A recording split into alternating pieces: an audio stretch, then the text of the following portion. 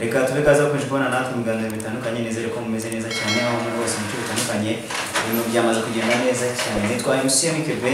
ni Kebe 250 TV online kuri YouTube ushobora no gusanga kuri Facebook ni Renzo Kebe nk'ibisanzwe hanyuma ari kumwe n'umutumirwa aratangira twibwira muraho neza muraho amakuru ni meza cyane iminsi myinshi yabana cyane kabisa umuntu avuga ko rugiye muri iki muri minsi ko twe twarakubuze muri iyi minsi abantu benshi bari kwiruka nawe urabizi ariko muri make ibintu mugiyemo nari mugiye mu bintu byo kubaka amashuri y'abana bacu ariko nabonetse hanyuma njye nitwa Kebe weho uritwa nde amazina yawe njye nitwa Isayi cyangwa se ushaka wanyita umuyobozi wa Inema Creative Design. Iyo tuvuzemo design y'abantu mu bintu bitandukanye bijyanye n'imitako bijyanye n'ibiki wenda umuntu amusobanurira ko design creative bihurira he bihuze twumva creative harimo icyo bita creation cyangwa kurema no design ni nabyita design sinzi uko nabyita mu kinyarwanda ariko abenshi babizi bareta babisobanukirwa iyo rero umuntu avuze creative design ni kwaguhanga utwo dushya abantu bakunda nkuko wari uvuze ibintu by'imitako ibintu byinshi n'ibintu byinshi binyuranye ntavuga muri detail cyangwa se umuntu abishatse nabivuga ariko creative design ni ibintu byinshi bitandukanye ariko nyine byo kurema cyangwa se guhanga udushya umuntu abona akabona bigashimisha abantu muri rusange ibyo ngibyo n'ubundi niko biba bimeze urabitangiye uri boss wabyo niba ariko nabyita bimazemo nka amezi 8 cyangwa se 9 hafi aho ngaho navuga ko aribwo bigitangira kuko ntabwo biragera kure nk'uko umuntu aba abyumva ubyinjiramo wabyinjiyemo gute ni ubushake bwawe ni impano waruga ufite byaje bite njya kubyinjiramo byari bindimo icyo ni icyambere ikindi narabikundaga kandi ikindi navuga ko ni impano nayo yizamo kandi nanone ikindi ni business gushaka amafaranga gusa nanone gushaka amafaranga ariko umuntu anabikunze atari ugushaka amafaranga gusa ari no kugira ngo ashimishe sosiyete wenda ubyinjiramo bwa mbere ni ikihe kintu cyakugoye uvuga cyakugoye burya gutangira biravuna gutangira biravuna nawe urabyumva reka dufate urugero umunsi wa mbere ujya muri interina uba wumva sosiyete ugiyemo warumenyereye ya sosiyete n'ubundi hanze warumenyereye umwana ugiye muri sosiyete y'umuntu uva Musanze umuntu uva za Rusizi umuntu uva urumva ni abantu bashyashya uhuye nabo no muri business nuko bimeze iyo winjiye muri business uba winjiye mu buzima bushyashya kugira ngo rero uzawufatishe cyangwa se ubyiyumvishe ko wabyinjiyemo bibanza kukugora imbogamizi amafaranga hari n'igihe utangira hari byinshi utarasobanukirwa birumva ibyo byose biba bigoye ariko buriya ngo intore burya yishakira inzira waragerageje inzira urayibona birumvikana intore ntiganya yishakira ibisubizo nanjye naragerageje ndagerageza ubundi nkunda ijambo bita never give up njya nkunda kumwambara ku mupira gutya kuko namaze nk'ukwezi kwa mbere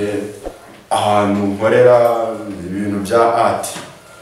cyangwa se ibyo bya design batarabyiyumvamo ariko namaze ukwezi kwa mbere mbona ko nta kizagenda ariko ubu bimaze kugera ku nzira ntabwo navuga ngo irashimishije cyane ariko abantu bari kugenda babyiyumvamo ubundi muri Afurika iyo abantu bazi ibintu usanga babyihererana wewe uragerageza gukora iki kugira ngo ibintu uzi ubwenge ufite impano wenda ufite uyisangize abandi kwihererana ibintu burya ntabwo byatuma igihugu gitera imbere buriya ushaka kwiga waza ukandeba tukavuga nawe ukiga wenda ukavuga ndashaka kumpa ka training ka ibyumweru 2 ukwezi twabikora nta kibazo. Ubu ntabwo ndatangira kubijyamo kubera ko ntabwo birabuka cyane, kubera ko nta kenshi kubona umwanya wo kuba nakwicara ngo mbijyemo biragora, ariko ushaka kwiga nta muntu uri limited, buri wese kuko kwiga n'uburenganzira bw'umuntu, kandi burya iyo wimbanye ubumenyi nawe ntabwo uza wavuye kuko ntawe bivukana ibintu nk'ibyo ngibyo cyane. Ibyo bintu nta muntu ujya ubivukana neza. Turi kuganira nawe mu kiganiro cyacu cy'uyu munsi, ari kutubwira uburyo ki yagerageje gukora ngo yiteze imbere, ariko yabinyujije mu mpano ye mu byo akora bya Creative Arts. Hanyuma rero Isaie, urubyiruko rw'iki gihe bigoranye nyine gutangira business nk'uko nguko, warubwira iki? Icyo nababwira cya mbere ntibatinyuke, ntibakajya gutangira bavuga ngo nta mafaranga mfite, kuko buriya nta muntu utangira afite amafaranga yumva ashaka, ahubwo we kunda ikintu, iyo ikintu gikoze gikunze atari ukubera amafaranga gusa. Yego n'amafaranga umuntu aba yakeneye, ariko burya biba byiza iyo ukoze ikintu gikunze. Iyo ukoze ikintu gikunze nawe mafaranga araza, kuko ni bya bindi nakubwiraga byo kugenda ucika intege. Iyo utagikunze ukagikora kubera undi yagikoze,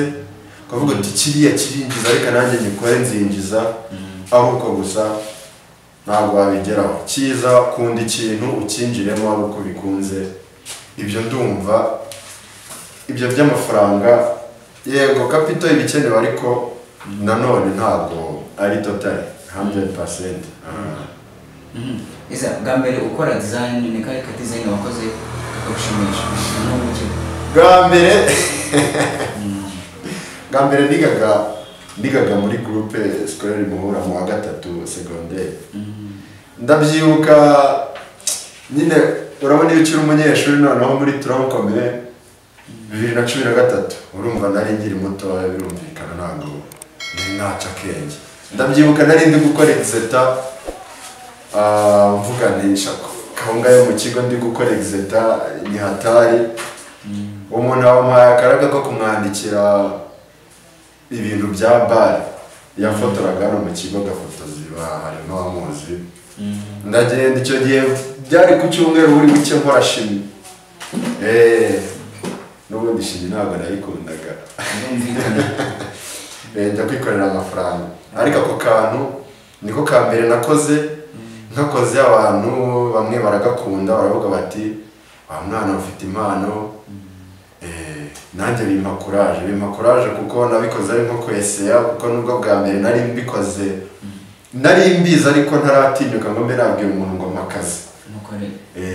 Niko ka mbere nakoze, abantu barambwira ni byiza, ubwo nanjye bimpa courage, gutyo ngenda mbikunda. Arya akaze ne kare gateye gate? Ni akantu ntabwo mbyibuka neza, ariko kari ni ukwandikaho bar, ntabwo nibuka izina ryayo, nshushanyaho inkoko n'urukwavu, nandikaho nyine n'andi magambo ntibuka neza kuri ako kantu. Nitwo tuntu nyine urumva mu twa mbere, ntabwo nari gukora ibintu birenze cyane. Ubundi nkamwe mumeze nk'abahanzi n'ubundi muragiyana mugahanga ibintu bishyashya, inganzo yawe iza urahagana he? Ndahagana he gute? Nubwo hari abantu wenda nk'abantu bakoremo inganzo, wenda bati iyo ngiye nyine ntuje nubwo nandika ibintu nk'umuhanzi nuvuge runaka, wewe utekereza nka creativity yawe ituruka he? Suba wicaye ahantu hamwe utuje ugiye kugenda mu muhanda? Birumvikana iyo umuntu ari wenyine nibwo agira umwanya wo gutekereza burya. Akenshi njye ibintu byinshi mbitekereza iyo ndyamye. Iyo ndyamye nkareba icyo nakoze uwo munsi, mpita numva hari akandi nshobora kongeraho. Mu gitondo nakose nkabona karavamo kagakomeza, nabona bitazakunda nabwo nkabigerageza, ariko mbitekerezaho nyine ari uko numva ntuje, nta rusaku, nta kintu, gutekereza ku kintu ukaba wanagikora. Kuko nk'uku ku manywa nshobora kuvuga nti nshaka gukora iki ngiki, we turi kumwe ukabumvanze mu bindi, wenda hari utuntu nari kwandika uko bimeze, ukabuzanya ibindi bintu tukaba tubigiyemo, bya bindi bikaba bicitsemo kabiri, ariko iyo wenyine bigufasha bikagufasha gutekereza nta kintu na kimwe noneho tugana ku musozo nicyo abwira abantu badukurikiye cyane cyane urubyiruko abadukurikiye ikintu cya mbere nababwira nk'urubyiruko mutinyuke murabona ko isi y'iyi minsi ni ugushirika ubute no gushirika ubwoba mutinyuke mwerekane ko mushoboye ikindi abandi badukurikiye birumvikana mujye mugana Inema Creative Design tubafitiye ibintu byinshi cyane